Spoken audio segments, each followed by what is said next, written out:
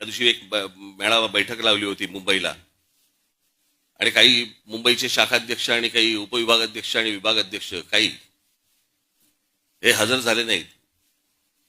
म्हणजे हजर झाले नाहीत, त्यांची हजेरी घेतली आणि मग प्रत्येकाला विचारलं. मग काय काय कारण एक एक घरचे हे आजारी होते, ते होतं काहीतरी. बघ त्यातल्या 5-6 जणांनी सांगितलं, साहेब कुंभला गेलो होतो. म्हटलं गधड्यानो, करता कशाला पाप?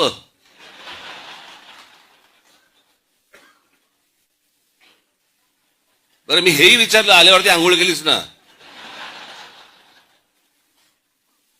हे आमच्या बाळा नांदगाव इथे त्या ह्याच्यातनं घेऊन आले, काय ते छोट्याशा कमंडलू मधनं पाणी घेऊन आले. म्हटलं हड, म्हटलं मी नाही पिणार.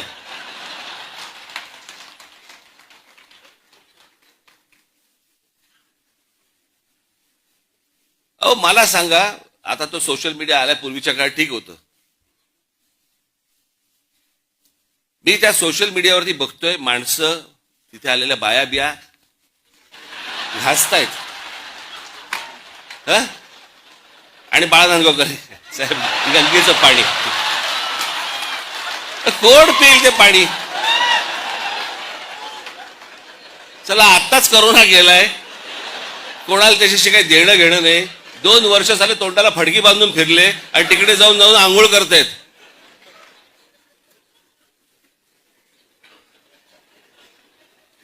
अहो मला माहितीये, मी कित्येक स्विमिंग पूल बघितले असे, जे सुरुवातीला उद्घाटनाच्या वेळेला निळे होते, हळूहळू हिरवे हिरवे व्हायला लागले. कोण जाऊन त्याच्यामध्ये मला सांगा पडेल त्यात गंगेत?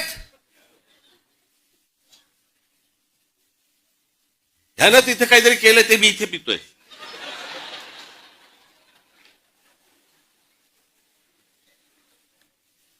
श्रद्धेला पण काय अर्थ आहे की नाही? एक नदी या देशामधली स्वच्छ नाहीये, एक नदी. आणि आम्ही काय नदीला माता. परदेशामध्ये आम्ही अनेकदा जातो, त्यावेळेला बघतो तिकडच्या नद्या, स्वच्छ नद्या. ते काय तिकडे माता बिता म्हणत नाहीत, तरी नद्या स्वच्छ. आमच्याकडे सगळं पोल्युशनचं पाणी आतमध्ये, कोणी आंघोळ करतायत, कोणी कपडे धुतायत, काय वाटेल ते चालू आहे.